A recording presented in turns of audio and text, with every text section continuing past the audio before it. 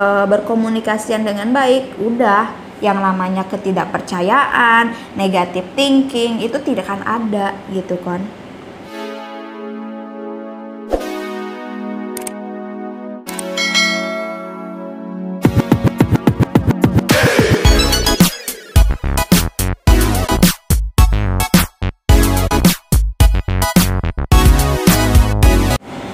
Halo guys, assalamualaikum, welcome back di channel. Nah, di video kali ini aku bakal ngebahas yang selalu kalian minta di DM, baik di komentar YouTube gitu kan.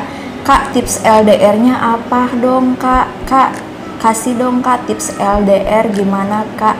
Dan tips bagaimana kak biar direstuin sama calon mertua kak, gimana dong?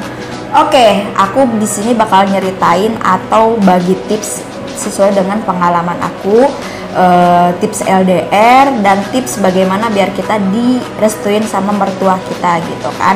Nah, sebelum kita lanjut ke videonya, seperti biasa kalian jangan lupa dong yang belum subscribe channel YouTube aku, subscribe dulu dan aktifkan loncengnya biar nggak ketinggalan di next video yang aku upload ya. Dan jangan lupa juga like, comment, and share ke seluruh media sosial yang kalian punya. Dan jangan lupa juga buat kalian yang ingin curhat atau menanyakan seputar pengajuan nikah kantor, boleh follow Instagram aku di sini. Gitu guys. Oke, kalau gitu guys, lanjut aja kita ke videonya. Sebelum lanjut ke videonya, kalian jangan lupa dong follow dan kepoin Kinclong Beauty _ Jakarta buat kalian yang memiliki permasalahan kulit seperti jerawat, flek hitam, dan keluhan lainnya. Langsung aja kalian kepoin Instagramnya. Nah guys, jadi kan seperti yang kalian ketahui, buat kalian yang udah follow Instagram aku atau nonton video-video aku di YouTube, bahwa aku pernah menjalankan LDR dengan suami aku selama 2 tahun. Ya, selama 2 tahun. Dan aku juga sempat tidak direstui atau tidak diperbolehkan sama mertua aku bahwa suami aku itu berhubungan dengan aku si orang Bandung gitu tah ya, orang Bandung deh, orang Bandung deh. Oke, yang pertama kita ngebahas tentang si LDR-nya aja dulu ya. Nah, tips gimana sih biar LDR itu baik, hubungannya sehat, tidak ada permasalahan atau kecurigaan, terus LDR itu langgeng juga, bisa sampai ke jenjang pernikahan. Oke, sebenarnya sih secara signifikan tips LDR yang paling ampuh itu adalah menjaga komunikasi yang baik. Nah, kalau kita menjalankan suatu hubungan dengan komunikasi yang baik, misalnya kita komunikasi yang baik itu setiap hari itu ada komunikasiannya gitu kan. Meskipun ya balasnya lama-lama ya, namanya juga orang bekerja, orang memiliki tugas, ya kita harus tahu diri bahwa dia pun memiliki pekerjaan. Hey, tentara itu tidak leha-leha, tidak tiduran mulu, tidak kerjaannya molor gitu kan ya. Tapi dia juga memiliki tugas dan tanggung jawab di setiap pekerjaannya. Jadi kita harus memahami kenapa doi kita lama bales, dan kita harus meracuni pikiran kita tuh dengan pikiran yang halnya positif, jangan negatif gitu loh guys. Jadi racunilah pikiran kita, positive thinking aja deh, jangan negative thinking gitu kan. Nah udah gitu, pokoknya komunikasi yang baik, lancar, tidak ada hambatan. Ya maksud saya tuh ya, kalau misalnya balesnya cuman balesnya sejam, pasti kan dia ngasih tahu maaf lama balesnya, karena dia akan memberikan alasan. Kecuali dia lama balesnya terus tidak ada memberikan alasan, ataupun kamu WA hari ini dibalesnya besok, ya pasti bakal pikiran kita negatif thinking gitu ya. Jangankan kalian, juga dulu kayak gitu guys gitu. Nah, cuman aku bisa menjalankan LDR-an dengan suami aku dulu itu karena komunikasi yang baik gitu. Kalau misalnya komunikasi yang baik dan sering terhadap kita, pastikan tidak akan ada kecurigaan. Nah, tidak akan ada yang namanya ketidakpercayaan. Pasti tips LDR itu yang baik, yang pertama yang harus kita perbaiki adalah komunikasi yang baik. Coba kalau misalnya kita komunikasinya lancar, baik, tidak akan kan pikiran kita negatif thinking. Tidak akan kan kepercayaan kita pudar ataupun tidak percaya gitu kan. Tapi kalau kita intens berkomunikasian dengan baik, udah yang namanya ketidakpercayaan, negatif thinking itu tidak akan ada gitu kan. Meskipun ya kita kurang tahu di belakang kita pasangan kita tuh melakukan hal apa, misalnya nongkrong sama cewek lain, misalnya hanya nongkrong ya, bukan selingkuh atau gimana gitu kan. Nah, suatu perubahan dalam hubungan itu bisa berubah ketika komunikasi tidak baik kan. Pasti kan kecurigaan muncul dari situ. Kok dia berubah ya, jarang menghubungin aku, kok dia beda banget ya, lama banget balasnya online tapi lama balasnya, terus alasannya kadang nggak masuk akal gitu kan. Nah, makanya tips LDR itu sebenarnya menurut aku itu tidak ada yang signifikan gitu. Tidak ada juga nih yang belum ada juga yang penelitiannya gitu kan, kayak gimana. Menurut pendapat aku sendiri waktu aku LDR yaitu ya udah hubungan yang baik. Kenapa kalian nanya kalau misalnya nih, kenapa kalau kakak bilang hubungan yang baik tapi kakak curigaan sama, terus kakak tidak ada kepercayaan sama suami kakak dulu, terus tidak ada apa sih namanya, bukan tidak ada kepercayaan. Iya, waktu dulu tidak ada kepercayaan karena aku tipikal orangnya satu kali dibohongi itu aku tidak bisa lagi kembali percaya. Mulut aku bilang iya tapi hati aku tidak gitu loh. Karena itu dia, kepercayaan itu ibaratkan tisu nih guys, tisu nih ya, nih udah dibejek-bejek dari yang tadinya bagus. Kalau misalnya kita buka lagi nih tuh, nah kan lusuh, sama kayak kepercayaan gitu aku orangnya.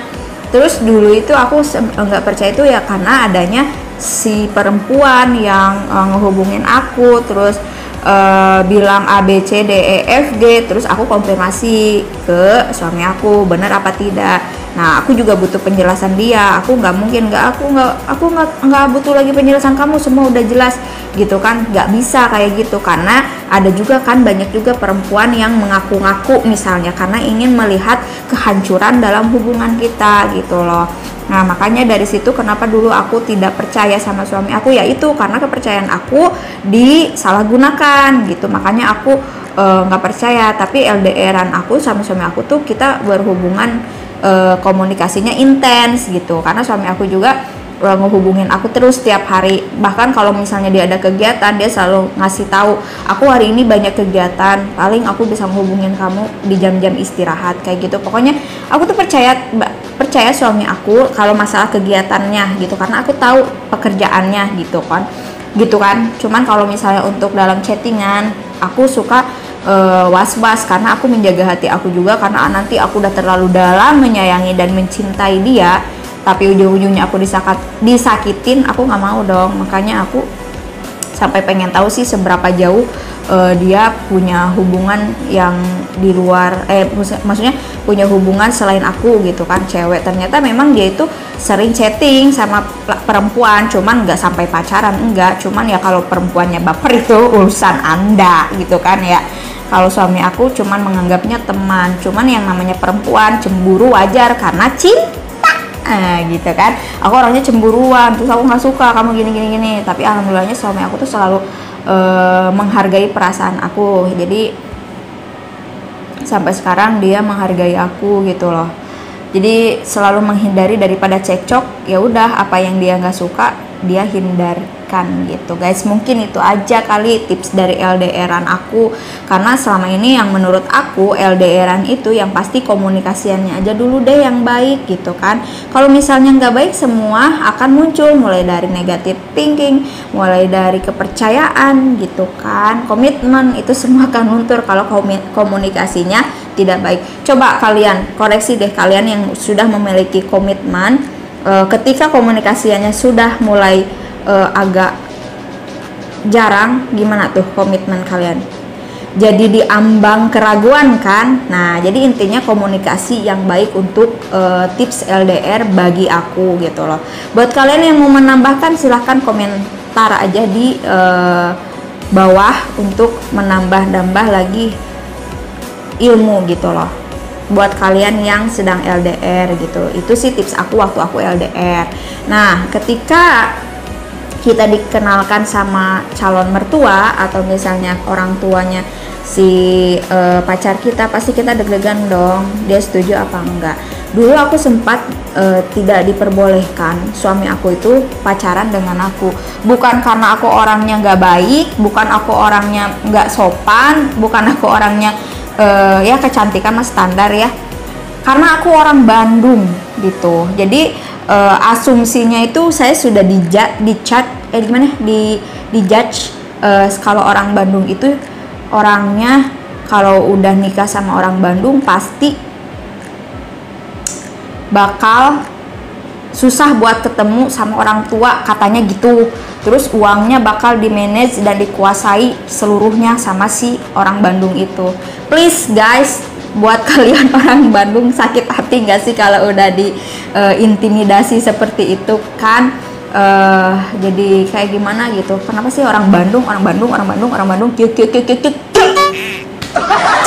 please, tidak semua orang Bandung seperti itu gitu kan.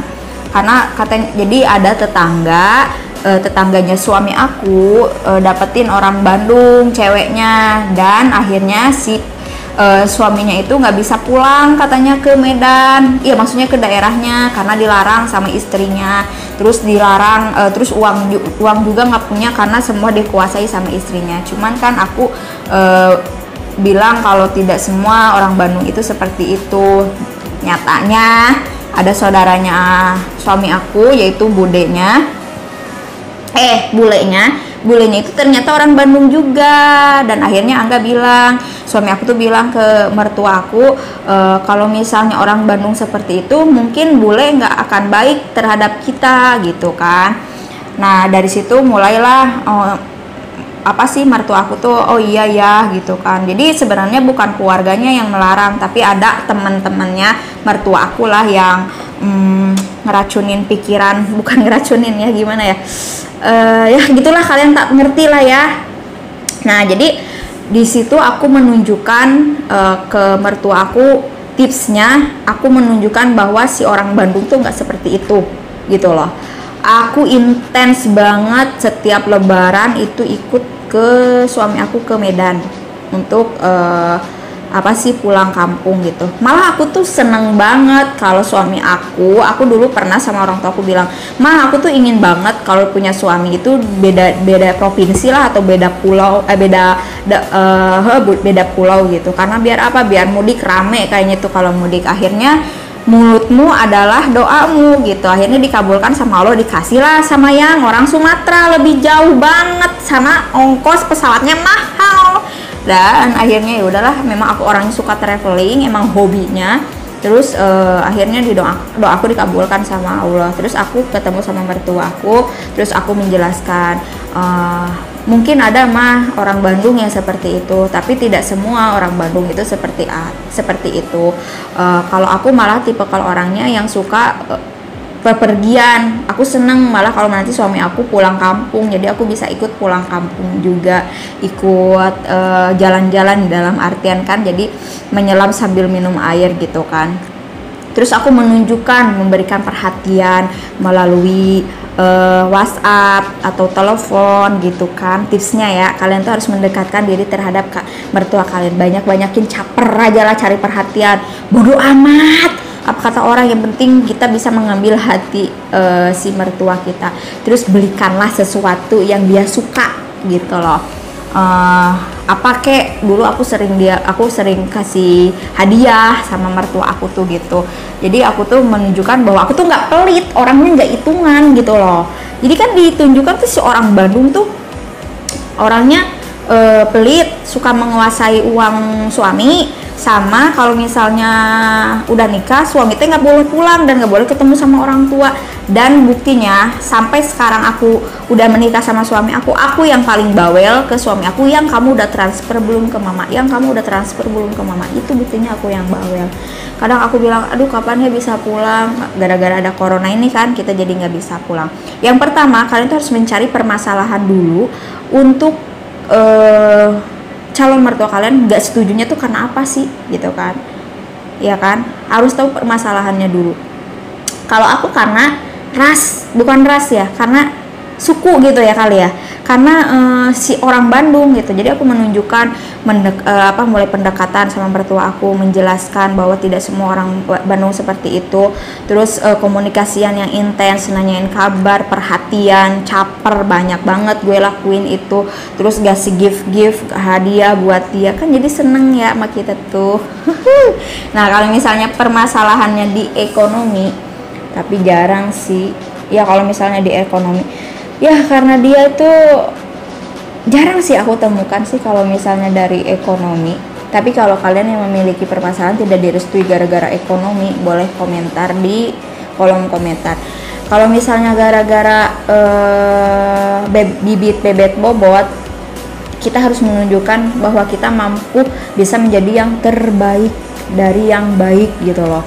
Kalau misalnya karena ekonomi, bilang ya kita harus bisa mencari perhatian bahwa kita mampu bisa berdua untuk mengimbangi ekonomi gitu loh, bahwa kita tuh bisa membangun rumah tangga dengan jerih payah kita berdua, dari yang tidak punya apa-apa menjadi punya segalanya gitu loh.